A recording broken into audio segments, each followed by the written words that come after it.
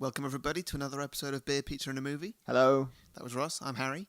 And Hello. Today we are reviewing Terminator 2. Yes, Our the last- sequel to the previous podcast about Terminator 1. Yes. Now, first question. Is this the greatest sequel of all time? Oh, good question.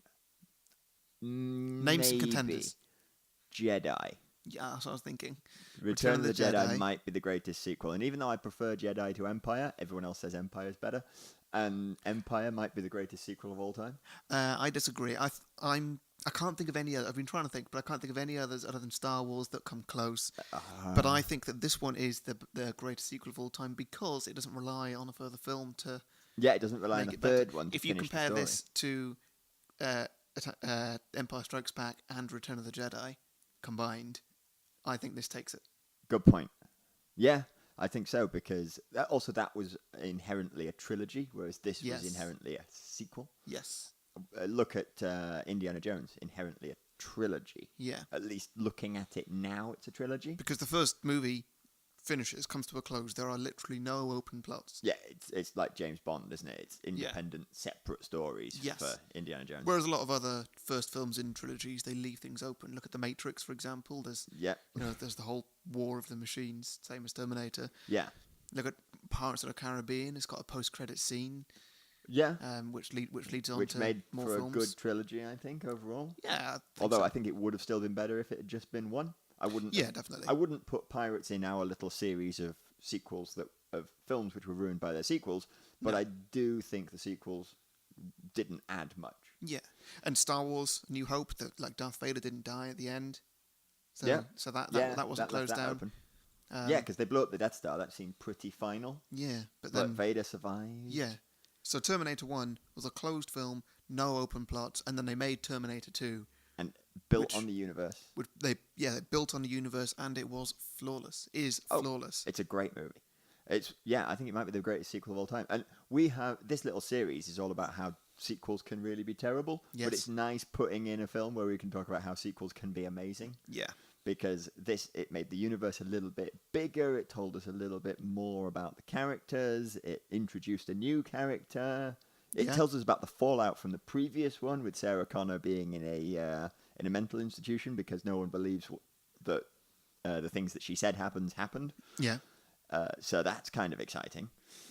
It's just, it expands on the universe a bit. I genuinely can't think of a better sequel out there. Predator 2. No. That was reasonably terrible. It's nice to have a sequel we can talk about that as being great. Did this add to the plot of the first one? I don't think it really did. If any, there was one bit which we thought was maybe a contradiction, in so much as Kyle Reese says pretty clearly that only one person was ever sent back and only one Terminator was ever sent back. Mm-hmm. But you made the point that because Kyle Reese was sent back, the timeline changed, and therefore a new version of the future would have happened. Yes. In which they could have sent back 3 Terminators and 1 Kyle Reese in total. So that's fine. History has changed. Because they also said Judgment Day happens on this date. Yeah. And then it totally didn't. Yeah. So I'm okay with that. It seems like a mistake, but it doesn't actually call it a mistake. And whereas now this is how the sequels ruined it, because in Terminator 3, Judgment Day does happen. And I haven't looked it up, I should have done. But I'm pretty sure it happens before the year 2027, was it? Which is a future that we see at the end, where we see Sarah Connor as a grandmother in the park with John Connor and his as daughter. A grown-ass adult. Yes. As a regular dad, not like an army leader or anything. Not an army leader in a post-apocalyptic skull-strewn future, no. Just a regular guy wearing a shirt and a jumper. Don't know why he's wearing a shirt to the park, but whatever. He's a senator. You have to wear a shirt to the park if you're a senator. Is that ever said? Yeah, she said that. She said his battleground is the Senate. Yeah, sure. His weapons are reason and compassion, dum-da-da-dum. Yeah. Which is kind of cool. It's not actually the director's cut, or if that was the director's cut, then the non-director's cut had a different epilogue, which was just Sarah Connor narrating over a road, sort of rolling out in front, in which she talks about no fate but what we make. I think she says that Judgment Day came and went and no bombs dropped. I think she establishes that they prevented Judgment Day. Yeah. In that, but it doesn't give us any concrete information about what happens after that, which I prefer. Oh God, yeah. Because it's the no fate but what we make story, and I think that is the proper message of this. Yeah. Whereas John Connor has a kid and has a fun time in the park is a good ending, but not the right ending.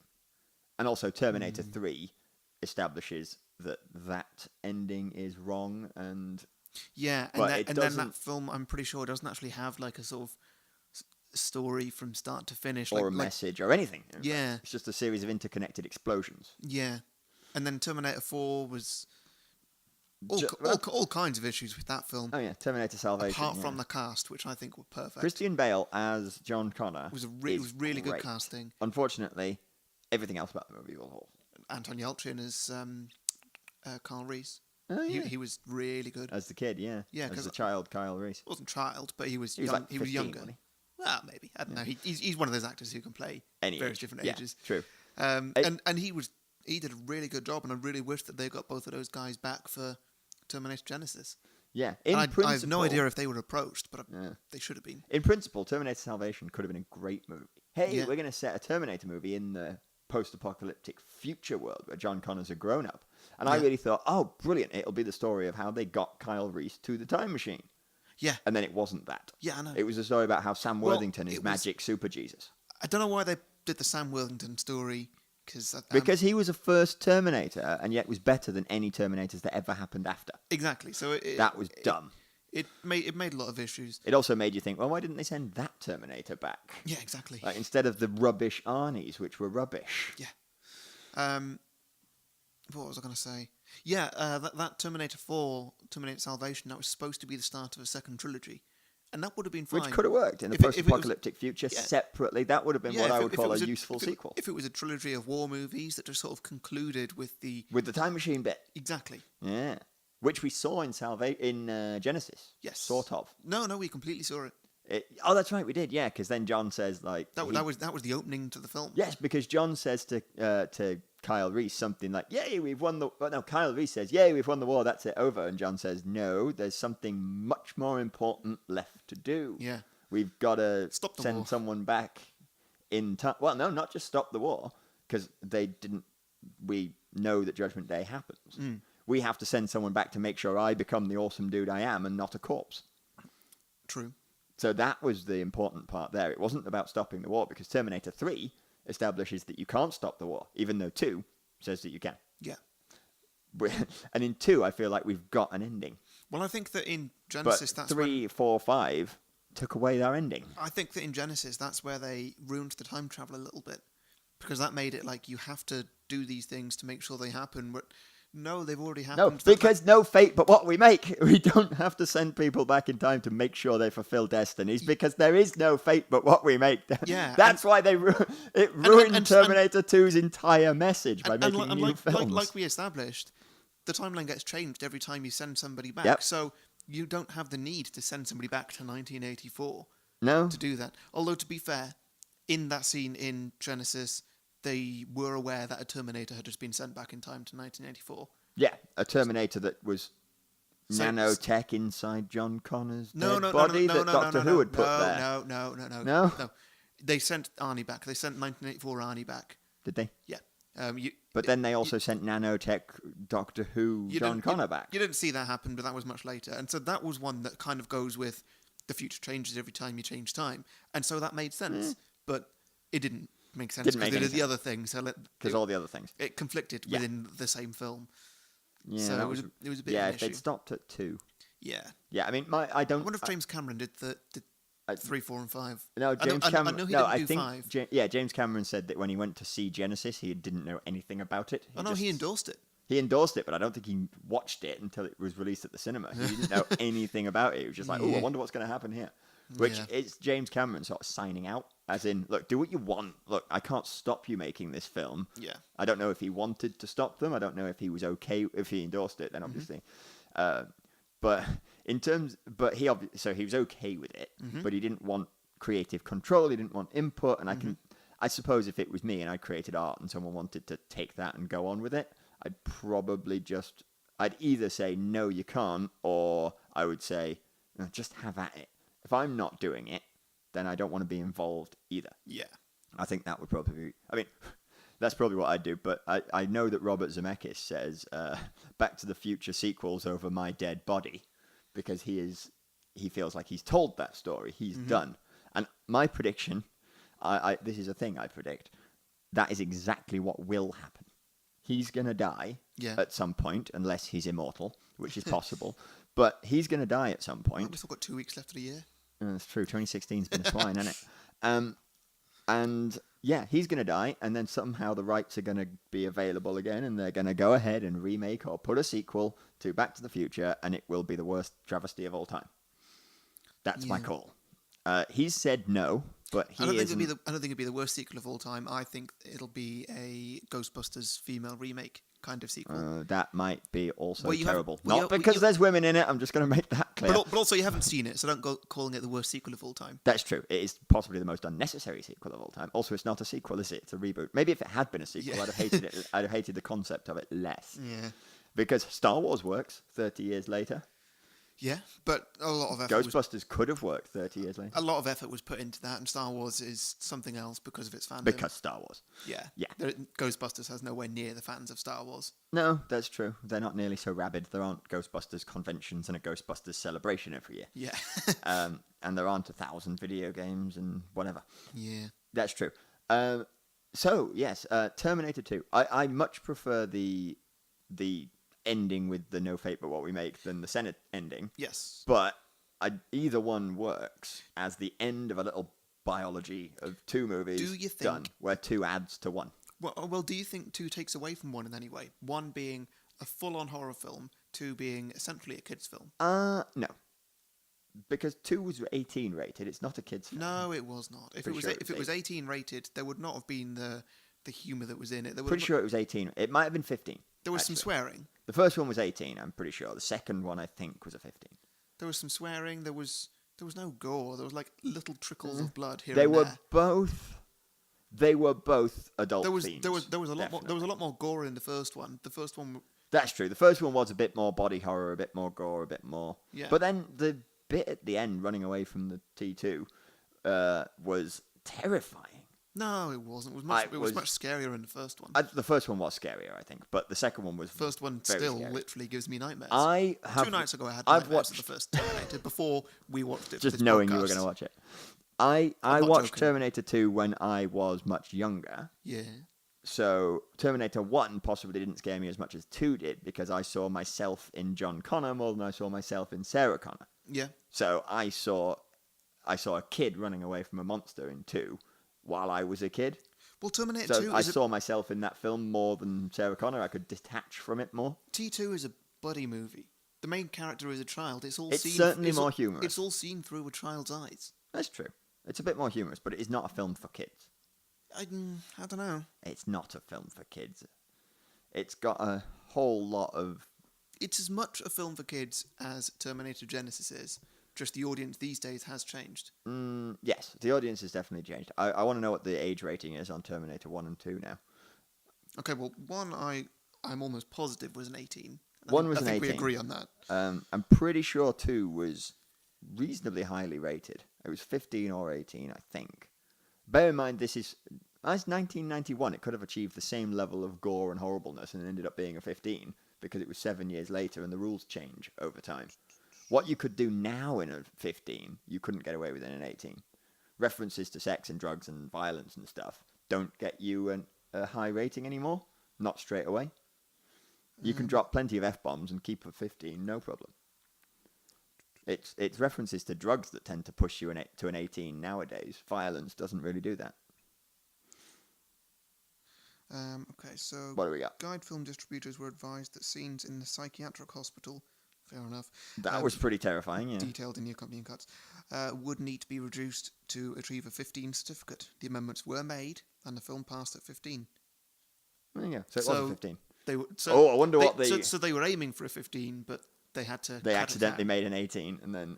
then Yeah. cut it back slightly. Oh, maybe that's what. Maybe the director's cut An increases uncut the mental submission home later stuff. that year was classified 18 for release only on Laserdisc. There you go. That's the director's cut. we might have just watched that. We might have just watched the... So there were two cuts. That's why there were bits in this we didn't recognise. And also, that's why the ending's different. Yeah. Because I knew there was a director's I did not cut. recognise that ending at all. Yeah. I really don't like the idea of director's cuts, extended cuts, and all the In rest. 1997, a special edition of the film with added footage was once more cut for 15. Only 2001 was Terminator 2 passed uncut at 15 for video DVD release. So the same film that would have been an 18 10 years ago is now 15.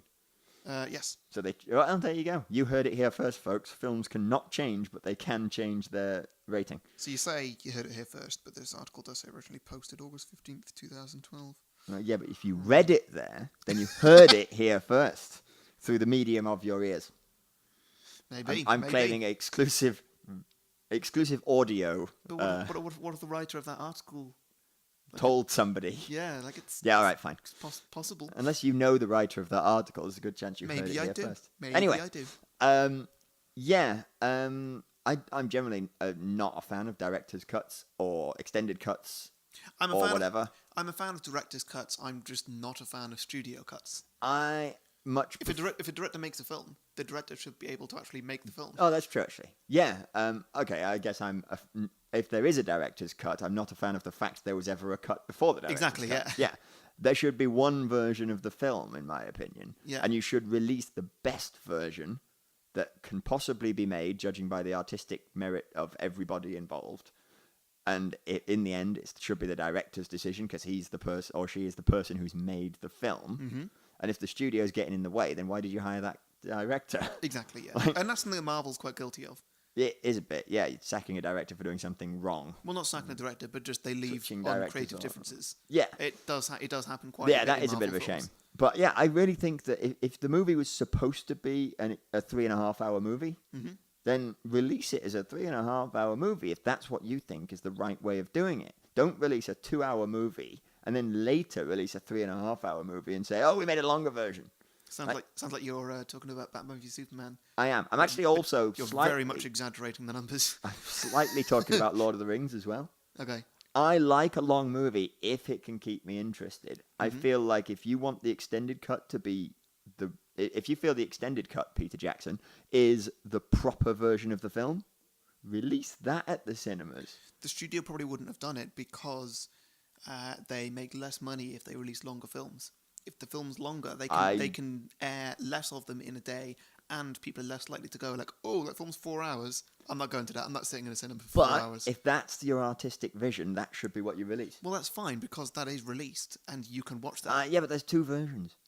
Well, yes, I mean, yes, there Lord- are two versions. You don't need to watch them both. Lord of the I will. Yeah, I think there should be a definitive version. I think Lord of the Rings kind of gets away with it because It tells the the theatrical story. cut and the extended cut It tells the simple. whole. It tells You know the whole difference. story in both cuts. Yeah, Just and one of them has more detail than the other. it's- Alternatively, you can read the book, which obviously you've done all three of these things. Yes, that's true. Yeah, it's true. But when I sit down and watch Lord of the Rings now, I suppose actually I do think maybe I'm railing not so much against multiple versions as multiple versions without a clear difference, a clear distinction. So like, oh, the Blade Runner 2013 cut.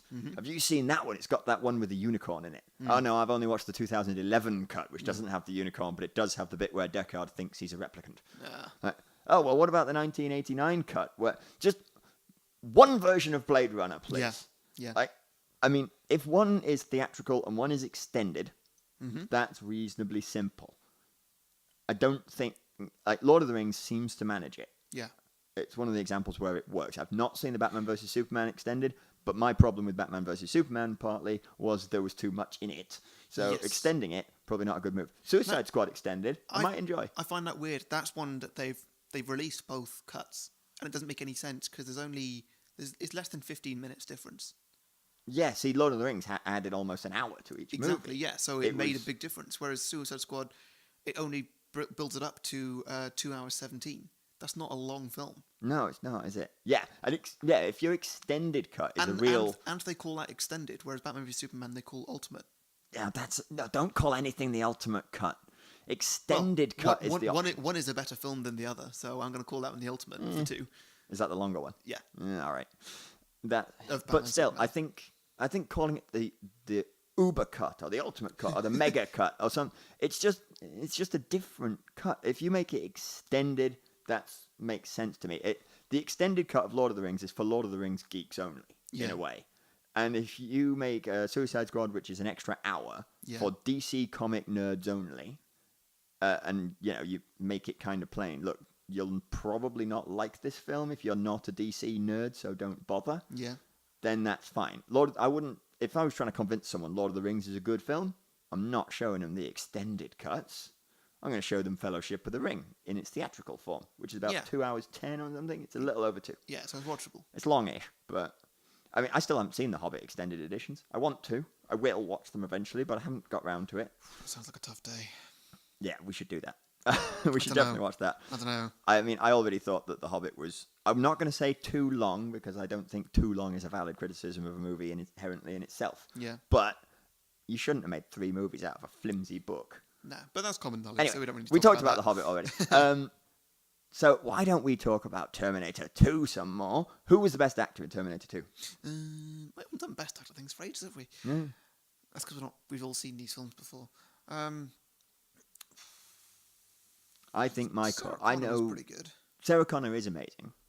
I gave Linda Hamilton my best actress for Terminator 1, I think. Yeah. I thought she was really good, so I'm not giving her it again. Because she was just as good in this. But Arnie was pretty good. I think he was. I think that he was only pretty good because he was given good, fun things to do. Yeah, I think I like his actual... Like, there's not much acting to do, just be a robot. Yeah. And, okay, now smile, but not very good. And like a robot. Yeah, exactly. Arnie's not a great actor. He was just given great parts at that point. When he's given good parts, when he's given a part that he's good at, he nails it. Yes. And he nailed this. And it's not typecasting to just cast someone as the thing they can do well. Yeah. Keanu Reeves was great in The Matrix, but I've seen other things.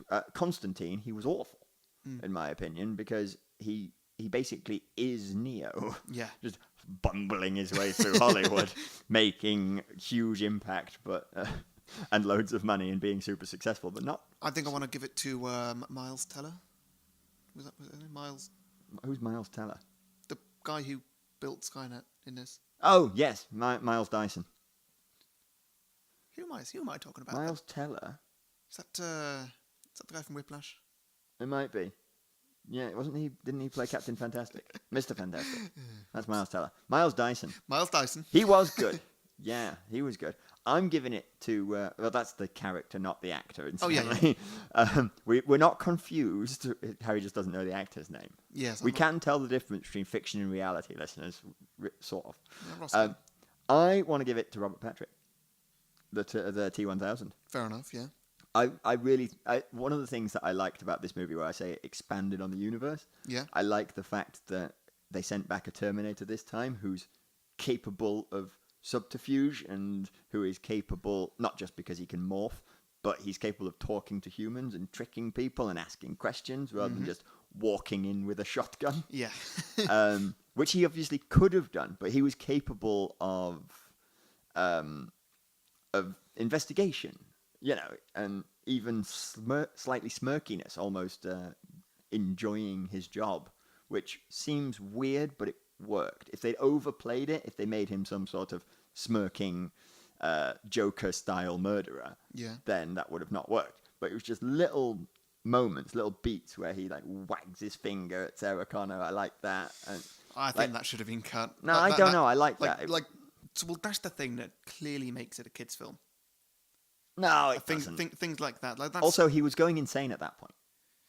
He was he couldn't work his own body. It was, I kind of like that moment. But yeah, I think Robert Patrick did a really good job there of super intense. But then when he was talking to somebody who he wanted information from or whatever, he could pretend to be a friendly cop. Yeah, and he had interactions with people in more ways than the Arnie Terminator did in the first one. Yeah. So I felt like the T-1000 was more of a character. Yeah. I mean, it worked in Terminator to not make him much of a character, to literally just make him a boogeyman, a golem, just I mean, there were moments in the Terminator where you see him as a zombie, practically. You can't stop him. He cannot be stopped. He cannot be killed. He will go after you forever. Yeah. Kyle Reese says that, and it's something along those lines. And it's zombie mentality almost. Yeah, yeah. And that's what makes it frightening. You can't stop it. It will hunt you forever. Yeah. And I think that you get that in T2 sometimes. Mm-hmm. But you also get a thing which has a bit more character, as well as the zombie thing, which works. And it was one of those things which you have to change it up a bit. If T2 had just been someone who isn't Kyle Reese being sent, a human who isn't Kyle Reese being sent back to stop an Arnie Terminator from killing John Connor instead of killing Sarah Connor, you wouldn't have upped the stakes. Yeah. It would have just been too similar and it would have been a bit rubbish. Yeah. So they up the stakes, they level everybody up. They add John Connor, they make Sarah Connor a badass warrior. They make your protector, instead of a human, you make it a robot. Instead of the robot chasing you, you make it a better robot. Yeah. Everything was stepped up. Yes, it was. And then in 3, of course, everything was, the baddie was stepped up by 1. Barely. Well, no, the Christiana Loken, I think was the actress's name. That Terminator could produce guns and plasma rifles and stuff out of her arms, but she was semi-liquid metal, semi-skeleton kind of thing. They stepped up the baddie. A bit. But they didn't step up the Protector. They made it Arnie again. They didn't step up John Connor. They made him older, but they didn't make him much more capable. Yeah. They got Sarah Connor out entirely, so that's not stepping anything up there. So, yeah, 3 didn't step anything up. It didn't raise the stakes, or it didn't raise my interest in any way, whereas T2 absolutely did. Yeah. So, yeah. Well done, T2, for being the best sequel of all time. Should we wrap it up? Let's wrap up. Thanks for listening to me ranting about how brilliant Terminator 2 is. Yeah, I don't really have much more to say on it, Yeah. other than I tell love us- it, and I look forward to watching it again. Yeah, tell us what you think about extended cuts, director's cuts, studio cuts, ultimate cuts, etc. What's your favourite director's cut of a thing, and what films have changed what things And that what you thought was good or bad? And what sequels could be better than Terminator 2? Oh yeah, tell us. I hope there are sequels that are better than Terminator 2, but I Yeah. can't think of one. Would be nice. Yeah.